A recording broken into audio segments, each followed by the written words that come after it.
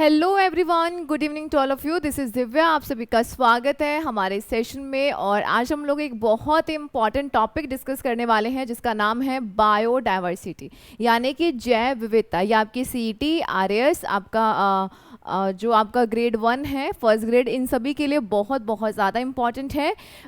तो चलिए हम इसे स्टार्ट करते हैं। अगर आपको ये अच्छा लगे तो आप इसे लाइक और दोस्तों के साथ शेयर ज़रूर कीजिएगा जो इन एग्ज़ाम्स की तैयारी कर रहे हैं। और आप अगर हमारे चैनल पर पहली बार आए हैं तो प्लीज़ आप इसे सब्सक्राइब कर लीजिएगा, बेल आइकन को प्रेस कर दीजिएगा।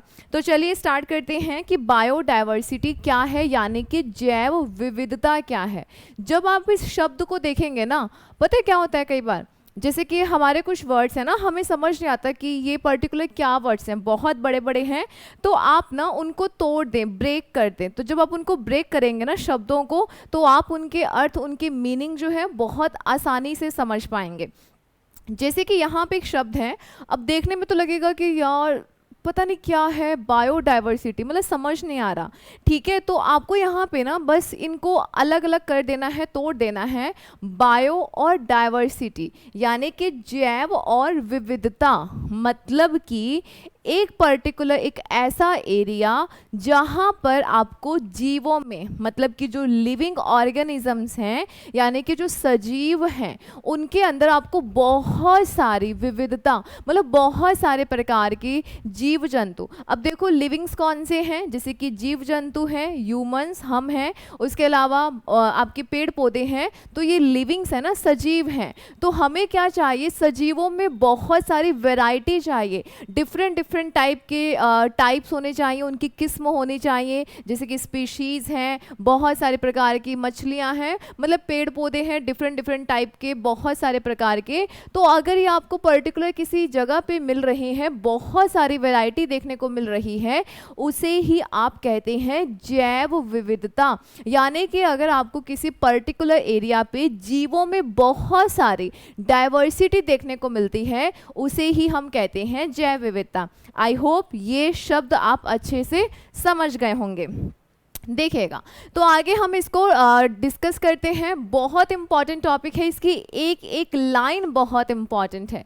देखिएगा, हमारे पारिस्थितिकी तंत्र यानी कि इकोसिस्टम, आपके आसपास का जो पर्यावरण, आपका जो पारिस्थितिकी तंत्र है, जिसमें जीव जंतु हैं साथ में, उसके अलावा आपके जो अबायोटिक फैक्टर हैं, यानी कि जो नॉन लिविंग्स हैं, जैसे कि पानी है, वायु है, प्रकाश है, ये सब चीज़ें जब ये दोनों साथ में रहते हैं, या हमारे पारिस्थितिकी तंत्र में, पर्यावरण में दिए गए, एक मिनट, पर्यावरण में दिए गए जितने भी एक ही समय में जितने भी सजीव पाए जाते हैं, उनको, उन प्राणियों में पाए जाने वाली जो विविधता है, जो डाइवर्सिटी है, उसे ही हम जैव विविधता कहते हैं। क्लियर? सामान्य शब्दों में पौधे और जंतुओं में मिलने वाली जो वैरायटी है, जो डाइवर्सिटी है, वही क्या है, बायोडाइवर्सिटी। बायो का मतलब होता है जैव, और जैव में कौन आते हैं, जो लिविंग्स होते हैं, जो सजीव हैं, जैसे जीव जंतु, पेड़ पौधे। क्लियर?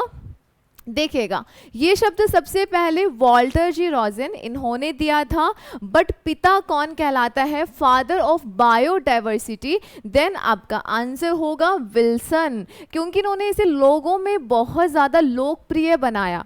स्टार्टिंग में हमें थोड़ा ना पता था, मतलब बहुत सारे, अब तो बहुत ज़्यादा हम आगे तक पहुंच गए हैं, हमसे पहले बहुत सारे लोग आए गए, तो स्टार्टिंग में नहीं पता था ना, अच्छा इसको बायोडाइवर्सिटी कहते हैं। तो सबसे पहले शब्द देने वाले थे आपके वॉल्टर जी रोजेन, बट इसको लोकप्रिय किसने बनाया, कि आखिर बायोडाइवर्सिटी है क्या, लोगों को बताने वाले वो कौन थे, तो वो ध्यान रखिएगा, विल्सन। इसी वजह से हम इन्हें फादर ऑफ बायोडाइवर्सिटी कहते हैं।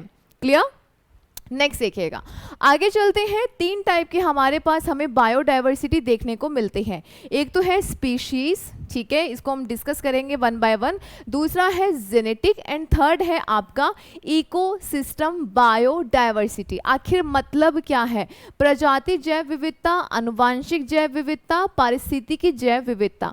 ये जो क्लासेस हैं आपको यहाँ पे जो बताया जाएगा वो बायलिंगुअल रहेगा, तो जो हमारे इंग्लिश मीडियम के बच्चे हैं उनको भी आसानी से ईजिली ये सब कुछ समझ में आ जाएगा। हम सबसे पहले बात करते हैं स्पीशीज। स्पीशीज क्या है, यानी कि हमारे पास कुछ जाति है, मतलब कि बहुत सारी प्रकार की जातियां पाई जाती हैं ना। अब जातियां कैसे, जैसे कि आपने देखा होगा अगर फिश है, मछली है, तो उसकी बहुत सारी स्पीशीज़ आपको देखने को मिलेंगी, ठीक है। और उसके अलावा अगर हम बात करें कोई जैसे कि इंसेक्ट वगैरह होते हैं, उसके आपको बहुत सारी स्पीशीज़ देखने को मिलती है। कोई पेड़ पौधा है, उसके आपको बहुत सारी वेराइटीज़ देखने को मिलती हैं। तो ये क्या है, ये है आपकी प्रजाति या जातीय या स्पीशीज बायोडायवर्सिटी। किसी भौगोलिक परिवेश में निवास करने वाली जातियों की किस्म, जो इनके अंदर वैरायटीज पाई जाती हैं, जो किस्म पाई जाती हैं, उनके अंदर पाए जाने वाली जो विविधता है, उसे ही आप क्या कहते हैं, प्रजाति जैव विविधता कहते हैं। अब ये छोटे से छोटा कोई माइक्रो ऑर्गेनिज्म भी हो सकता है, जैसे कि बैक्टीरिया देखते हैं ना, बैक्टीरिया के भी तो बहुत सारे टाइप है ना।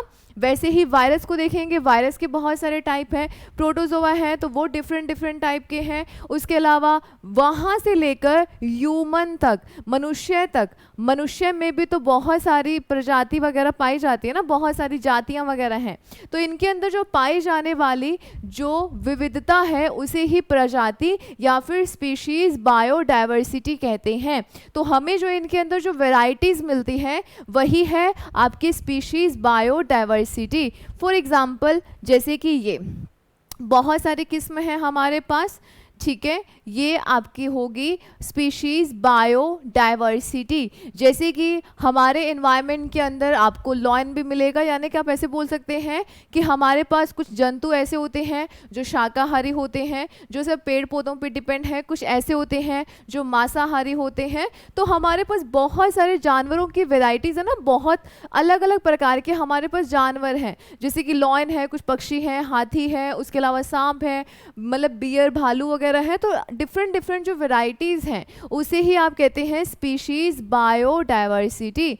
नेक्स्ट बात करते हैं आपका जेनेटिक बायोडायवर्सिटी। जेनेटिक यानी कि अनुवांशिक। हम ये तो जानते हैं कि कोई भी अगर जैसे कि हम लोगों की भी बात करते हैं, मानव मनुष्य की बात करते हैं, तो आपने देखा है कि हर एक इंसान किसी दूसरे इंसान से बिल्कुल डिफरेंट है ना, डिफरेंट है ना। जैसे कि अगर मैं हूँ तो मेरा फेस कट वगैरह है वो किसी और से नहीं मैच करेगा। हाँ, मेरे जो सिबलिंग्स हैं, मेरे जो भाई बहन हैं, उनसे थोड़ा बहुत मैच कर सकता है, परंतु किसी और से नहीं। तो यहाँ पर जितने भी पाए जाने वाले लोग हैं या फिर बहुत सारे, अब ये जो वेराइटीज़ है ना, ये जो बायोडायवर्सिटी है वो आपको हर कहीं मिलेगी, फिर वो चाहे आपका प्लांट किंगडम हो, फिर वो चाहे एनिमल किंगडम हो, हर कहीं पे आपको जेनेटिक बायोडायवर्सिटी मिलती है। क्योंकि जो आपका जो फेस कट है, आपकी जो बनावट है, आपका जो स्ट्रक्चर है, आपके अंदर जो गुण हैं, वो कहीं ना कहीं उनके लिए जीन रिस्पॉन्सिबल होते हैं, और हर एक के अपने अपने जीन हैं। इसी वजह से हर एक इंसान, हर एक दूसरी चीज़ एक दूसरे से बिल्कुल डिफरेंट होती है। क्लियर? आई थिंक इतनी बातें समझ में आई होंगी। ये विविधता जाति में से जीन के कारण, क्रोमोसोम्स के स्ट्रक्चर की वजह से होती है, और इसी वजह से ये इनके पर्टिकुलर एक बायोडायवर्सिटी को भी दर्शाती है। हमारे यहाँ पर जो जेनेटिक मटेरियल है उसका नाम है डीएनए, और उसका जो यूनिट है जो आगे ट्रांसफ़र होता है, जिसकी वजह से सारे चेंजेस आते हैं, वो है जीन, जिसे आप आनुवांशिक इकाई कहते हैं। क्लियर? अब देखना है कि कैसे आपको बायोडायवर्सिटी, देख रहे हैं ना कितने सारे लोग हैं, पर हर एक दूसरा मतलब एक से डिफरेंट ही है। किसी का भी फेस कट, अब जैसे कि इसके ब्राउन हेयर्स हैं तो इसके ब्लैक हैं, आपको सब लोग अलग अलग डिफरेंट टाइप के देखने को मिल रहे हैं। तो ये है हमारी जेनेटिक बायोडायवर्सिटी। कौन सी है? जेनेटिक बायोडायवर्सिटी, जिसे आप बोलते हैं आनुवांशिक जैव विविधता। अब देखिए, जैसे कि कोई ज़रूरी नहीं है कि इंसान में, और भी बहुत सारे, अब जैसे कि आप देख रहे हैं ये बनानाज हैं, अब इसमें देखो कि बहुत सारे डिफरेंट टाइप के हैं ना, आपको ग्रीन भी मिलेंगे, येलो भी मिलेंगे, आपको रेड भी मिलेंगे। तो ये सारे जो हैं ये भी क्या है, एक जेनेटिक बायोडायवर्सिटी है। क्योंकि अगर हमने क्या किया, किसी के जीन में हेर फेर कर दी, गड़बड़ कर दी, तो उससे कुछ एक डिफरेंट ही चीज़ बन जाएगी। उससे क्या होगा कि एक डिफरेंट ही चीज़ बन जाएगी। क्लियर? देखिएगा, आगे हम बात करते हैं पारिस्थितिकी, यानी कि थर्ड नंबर पे है आपका इकोसिस्टम लेवल बायोडायवर्सिटी। अब इकोसिस्टम क्या है? आपके आसपास के जो भी बायोटिक और एबायोटिक फैक्टर, यानी कि सजीव और निर्जीव, ये मिलकर क्या बनाते हैं? एक पारिस्थितिकी तंत्र बनाते हैं, एक इकोसिस्टम बनाते हैं। अगर हम बोले ना कि सिर्फ मनुष्य या लिविंग्स ही हो तो उसे हम इकोसिस्टम कहेंगे? नहीं, हमें रहने के लिए हम जो है वो अजैविक कारकों, यानी कि जो नॉन लिविंग्स हैं उनके ऊपर डिपेंड करते हैं। जैसे हमें हवा भी चाहिए, प्रकाश भी चाहिए, वायु भी चाहिए, जल भी चाहिए, ये सारी चीज़ें चाहिए। तो हम दोनों का एक बैलेंस होता है और इसे ही आप कहते हैं इकोसिस्टम। अब इकोसिस्टम बायोडायवर्सिटी क्या है? जैसे कि आपने देखा होगा, हम यहाँ पे राजस्थान में हैं, तो राजस्थान में ज़्यादातर क्या है? डेजर्ट वाला एरिया है। तो डेजर्ट में आपको क्या मिलेंगे? ऊंट मिलेंगे, कैक्टस वगैरह, छोटी छोटी सी कंटीली झाड़ियाँ हैं, खेजड़ी के पेड़ हैं, ये मिलेंगे। और वही अगर आप पहाड़ी क्षेत्र में जाते हैं तो पहाड़ी क्षेत्र की अलग बायोडायवर्सिटी होगी। वहाँ पर आपको घने वन मिलेंगे, पहाड़ों पर वन मिलेंगे, रास्ते सीधे नहीं होंगे, तो वहाँ पर कुछ उस प्रकार के जीव रहेंगे। जैसा पर्टिकुलर एरिया होगा वहाँ पर उसी प्रकार के जीव रहते हैं। अगर हम बोलें कि हम पहाड़ों पर रहने चले जाएं तो हम वहाँ पे सरवाइव जल्दी से नहीं कर पाएंगे, हम जल्दी से उसके हैबिचुअल नहीं हो पाएंगे। वैसे ही अगर हम बात करें एक्वेटिक इकोसिस्टम, यानी कि जलीय पारिस्थितिकी तंत्र, अब वहाँ पे क्या है? डिफरेंट डिफरेंट टाइप की फिशेस हैं, छोटे छोटे से उनके अंदर पौधे होते हैं, बहुत सारी चीज़ें हैं ना। तो हर एक इकोसिस्टम की अलग अलग जो आपको देखने को मिलता है, जैसे कि ग्रासलैंड की बायोडायवर्सिटी, जैसे कि आपको एक्वेटिक बायोडायवर्सिटी, डेजर्ट बायोडायवर्सिटी, तो ये सभी क्या है? इसको आप बोलते हैं इकोसिस्टम लेवल बायोडायवर्सिटी। क्लियर? ये विविधता पारिस्थिति के आधार पर पाई जाती है, जैसे रेगिस्तान में पाए जाने वाली विविधता, ध्रुवीय क्षेत्रों में पाए जाने वाली विविधता और पहाड़ी क्षेत्रों में पाए जाने वाली विविधता। आई होप आप इसे समझ पा रहे हैं। ओके देखिए, जैसे कि कुछ इस प्रकार से, ये आपका एक्वेटिक है, ये आपका डेजर्ट वाला है। तो देख रहे हैं ना, हर एक जगह की अपनी अपनी बायोडायवर्सिटी है। पानी का अपना अब अलग इकोसिस्टम होता है, डेजर्ट का अलग होता है। वैसे ही ग्रासलैंड का एक अलग इकोसिस्टम होता है, प्लेन एरिया का अलग होता है, हिल स्टेशंस का अलग होता है। ठीक है, तो यहाँ पर आपको अलग अलग प्रकार के जीव जंतु, अलग अलग प्रकार के पेड़ पौधे मिलेंगे। तो पर्टिकुलर हम उसको उस प्रकार का इकोसिस्टम कहते हैं। तो इस प्रकार से आपको डिफरेंट डिफरेंट इकोसिस्टम मिलते हैं, और जहाँ पर डिफरेंट डिफरेंट इकोसिस्टम है, जहाँ पे वेराइटीज़ है, उसे ही हम क्या कहते हैं? उसे ही हम बायोडायवर्सिटी कहते हैं। उसे हम क्या कहते हैं? उसे हम बायोडायवर्सिटी कहते हैं। अब सिंपल सिंपल सी बात है, अब थोड़ा सा समझ लीजिएगा कि जो हमने इकोसिस्टम, स्पीशीज और जेनेटिक की बात करी, तो उसको आप कुछ इस प्रकार से ऑर्गेनाइज कर सकते हैं। फॉर एग्जाम्पल, ये आपका बड़ा जो घेरा है, ये आपका है इकोसिस्टम वाला। ठीक है, क्योंकि एक इकोसिस्टम रहेगा, उसके अंदर आपको काफ़ी सारी स्पीशीज़ मिलती हैं, यानी कि ये आपका स्पीशीज़ वाला है, और उसके अंदर आपको जेनेटिक मिलेगी, क्योंकि जो जातियां हैं उनके आगे जो बच्चे बच्चे होंगे, उसी के अंदर तो आपको जेनेटिक बायोडायवर्सिटी देखने को मिलेगी ना, डिफरेंट वेराइटीज़ मिलेगी। समझ गए?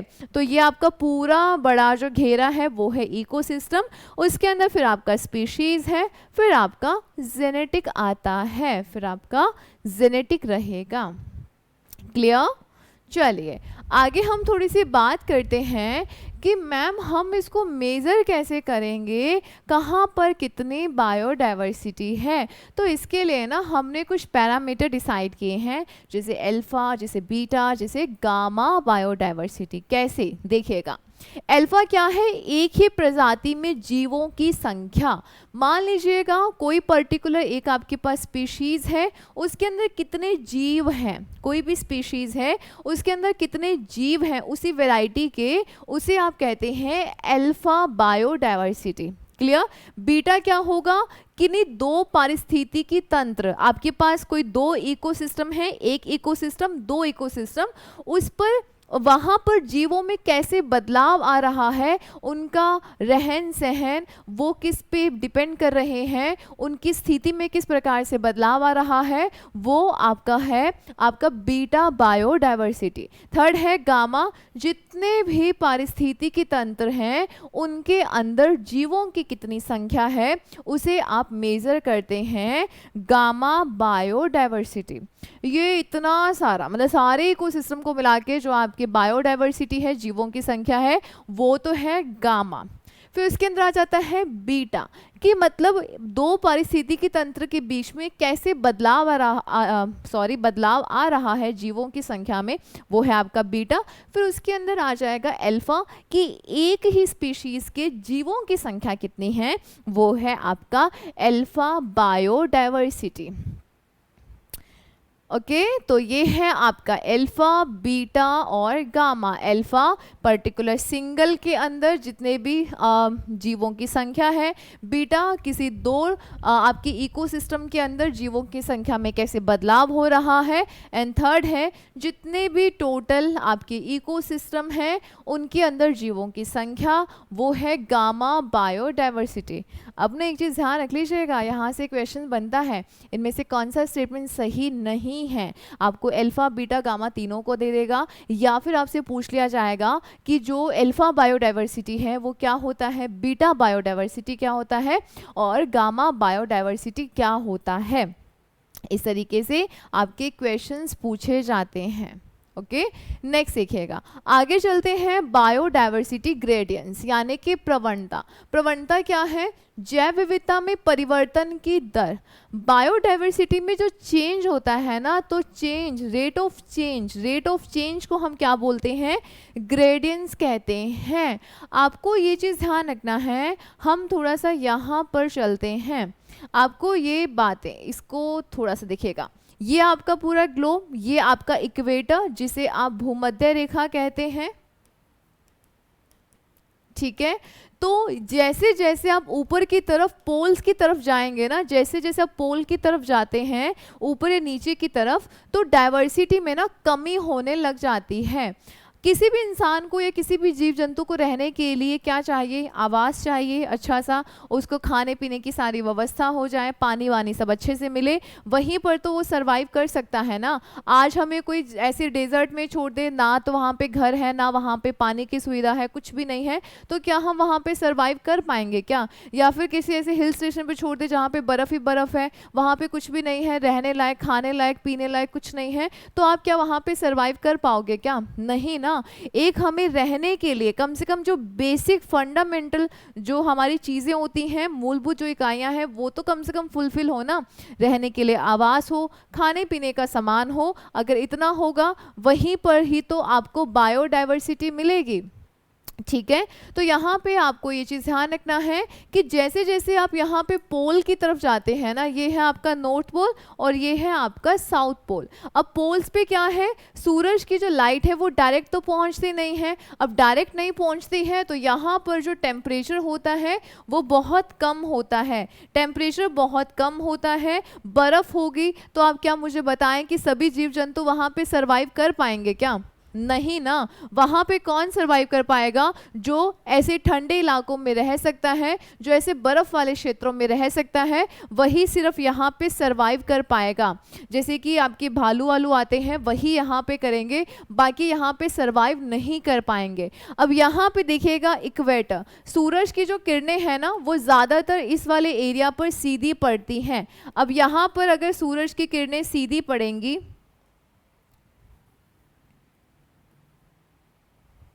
अगर यहाँ पर सूरज की किरणें अगर सीधी पड़ती हैं तो क्या होगा, यहाँ पर गर्मी बहुत ज़्यादा होगी। अगर गर्मी बहुत ज़्यादा है तो वहाँ का जो पानी है वो भाप बनकर ऊपर जाएगा और फिर वही बारिश के तौर पर नीचे आएगा। तो ये वाला जो हिस्सा है ना, यहाँ पर क्या होता है, टेम्परेचर बहुत ज़्यादा है, यहाँ पर टेम्परेचर बहुत ज़्यादा है, टेम्परेचर बहुत ज़्यादा है और इसी वजह से यहाँ पर जो बारिश है, बारिश भी यहाँ पर बहुत ज़्यादा है, बारिश भी बहुत ज़्यादा है। अगर बारिश बहुत ज़्यादा होगी तो वनस्पति अच्छी होगी, तो ये सारी चीज़ें एक दूसरे के साथ रिलेट करती हैं। तो यहाँ पर रहने वाले जीवों की संख्या भी बहुत ज़्यादा होगी, क्योंकि जो बेचारे जीव जंतु हैं वो पेड़ पौधों के आसपास ही तो अपना आशियाना बनाते हैं ना।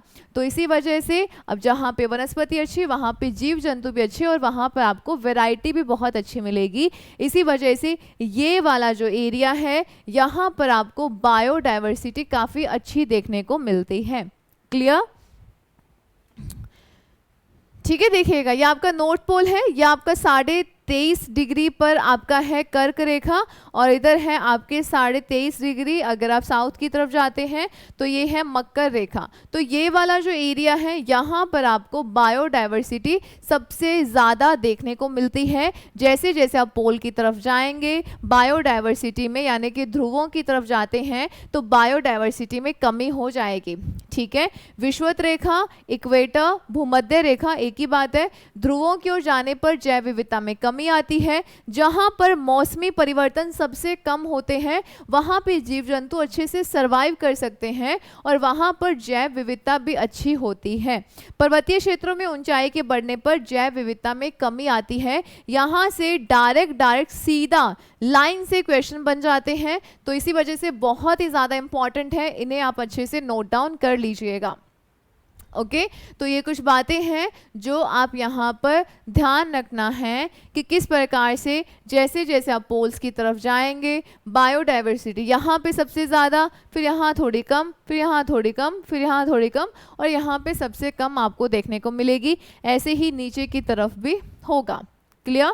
विश्व में सबसे ज़्यादा जो बायोडायवर्सिटी है वो अमेजन के जो उष्ण कटिबंधीय वन है या ट्रॉपिकल जो रेन फॉरेस्ट एरिया जो है ट्रॉपिकल वाला, क्योंकि टेम्परेचर बहुत ज़्यादा है, बारिश बहुत ज़्यादा होगी, वनस्पति बहुत अच्छी होगी और यहीं पर आपको सबसे ज़्यादा बायोडायवर्सिटी देखने को मिलती है।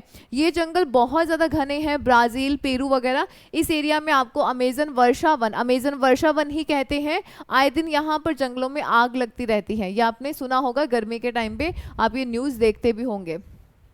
ठीक है, तो ध्यान रखिएगा ये हमारे जो वर्षा वन है ये इतने घने हैं कि पृथ्वी के वायुमंडल को 20% ऑक्सीजन की सप्लाई करते हैं।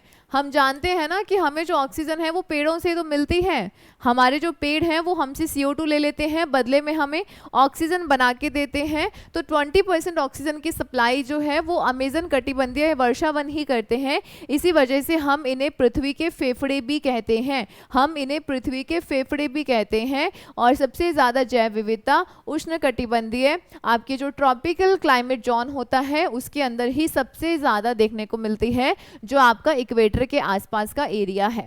क्लियर? तो ये कुछ बातें हैं जो आप ध्यान रखिएगा।